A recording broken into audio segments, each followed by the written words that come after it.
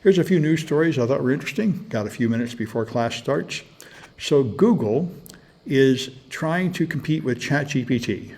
ChatGPT has sold to Microsoft, and Microsoft is going to build it in Bing.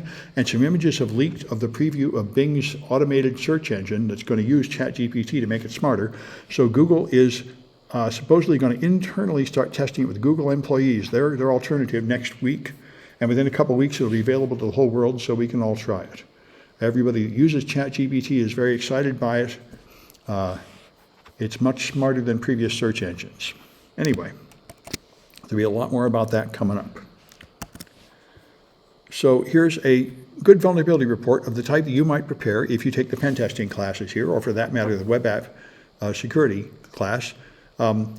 This is a problem, the very common problem you'll find. The Amazon Web Services console had a feature where you could authenticate, and what he did was take a record of the post request that authenticates. And so it sends a post request, and there's a series of parameters here. And if the username or password is invalid, you get an information saying your authentication is invalid. And therefore, the simplest attack that is probably the first thing anybody would try is to just try a whole bunch of usernames, making a lot of requests until you go through a whole dictionary of usernames, of passwords, and find one that works. And the defense is everybody should lock you out after like 5 or 10 bad guesses. But what this one does is after something like 10 bad guesses, it only blocks you out for 5 seconds. And then it lets you make another 10 guesses. So he made a multi-threaded script that would do 30 parallel processes, each guessing, 10 and then waiting 5 seconds, and 10 and then waiting 5 seconds. He was able to get to guess hundreds in a minute. And that's a weakness. So it's he was able to send hundreds of web requests in just a few minutes, and you shouldn't be able to do that. Let's see, someone says you can attend the class. Yeah, that's right. I see people are just anyway, it's a very common flaw. I remember I found some of these and turned them in, and nobody would pay bug bounties for them or anything, but it is a flaw. I think I found one on PG&E that would let you do a lot of guesses. So there's been a series of disturbing attacks on the American power grid. People just get often a shotgun and they shoot the transformers at power switching stations, and there's thousands of them all over the country, and most of them are not protected at all by anything more than just a chain link fence. So anybody with like a shotgun can easily break them, and it's happened several times.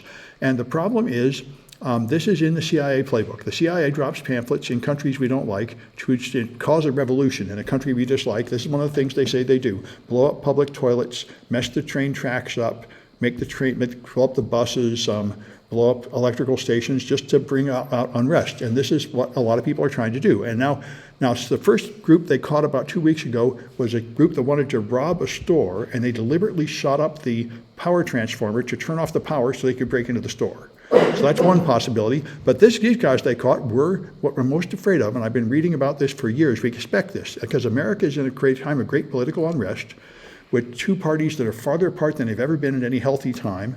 You expect IRA-type insurgency, and that's what we got now. So this neo-Nazi and his girlfriend wanted to start a race war, which is something that's come by many, many times. This is also why Charles Manson killed a bunch of people in the 1960s, to start a race war.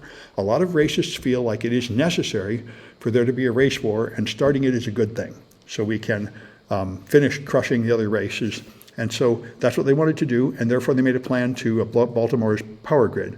So the government has been trying to put better protection on the most important points in the power grid that would bring down large swaths of it, like whole states, but they can't protect it all.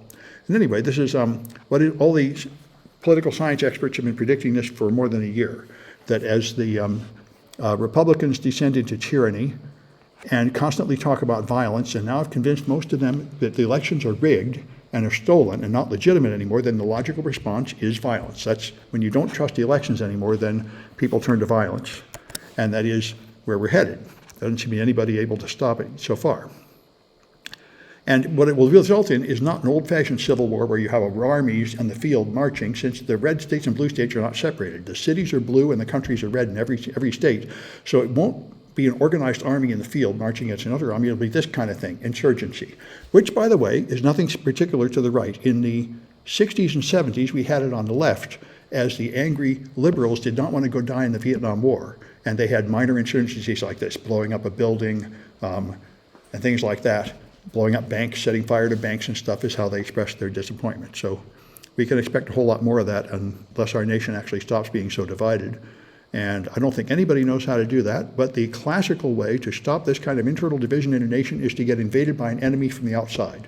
So you all decide you're on the same team because you hate them even more than you hate each other.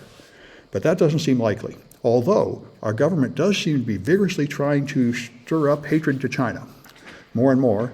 But I don't really think Americans will unite in their hatred of China, but that's a possibility. That might be one way out of this.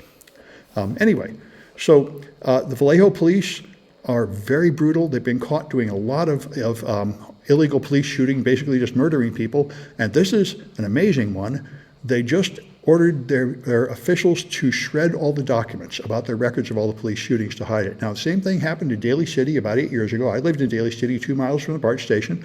And in Daly City, one of the cops handcuffed a suspect and shot him in the head by pulling out the gun instead of the taser. And the BART trains were full of cameras, and the first thing the cops did was stop the trains and try to impound everybody's cell phones and cameras to hide the evidence.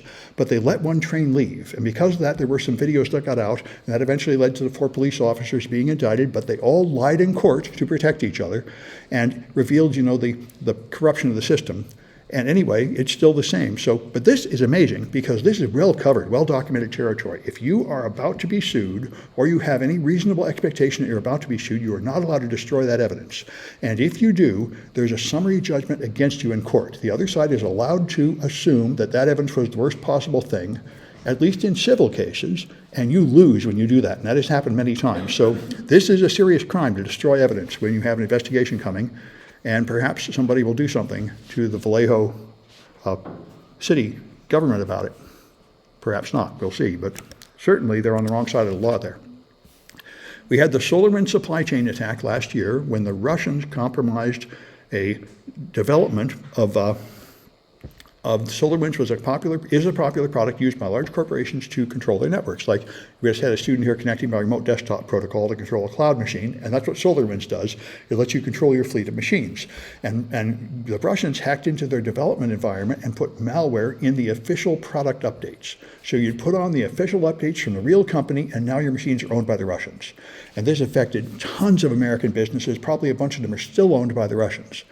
It's very hard to find them all. And that's a really terrible attack, and this is scaring people. This is a supply chain attack. If you can't trust the products you buy from the official people that make them, then what do you do? I mean, and that's a huge problem. So they're trying to make plans how to deal with this, and they're making new federal offices and frameworks and stuff. There is nothing yet to protect you from this. There's a process of development, of further certification, and a software bill of materials being added to all the software products to help you know what components were used to make the products you're using. But this is a really scary attack, and it's not easy to stop, and it'll probably be another year or two before we have effective defenses to stop further attacks of that type. And by the way, as you probably heard, a lot of people are getting laid off in Silicon Valley, and the NSA has already spoken up saying they would like to hire those people. The government and the military have great difficulty getting cybersecurity talent or technical talent of any kind because they pay 4 times less than you'll get in the private sector. The difference is enormous. Most of the people working for the NSA or the military have to accept being very patriotic and sacrificing a lot of their money, accepting a low pay to do a job, when they can certainly get a lot more money on the outside. So anyway, they're trying to hire these laid off tech workers. It is an option. One good thing about government work is it's very reliable. You get a pension, they don't fire you very much, you're pretty much in for life, whereas in the private sector, you're pretty much disposable like a light bulb. They'll just lay you off and kick you to the next company, but they pay you a lot more. So if you don't get used to being so rich and start spending it all, you're okay. But what a lot of tech workers do is they get one of these private sector jobs, they start to buy a fancy car, a fancy house, they expect to make 200 grand forever. Then when they get laid off and they have to go back to like 80 grand, they're miserable. But anyway, all right. So let me stop this recording.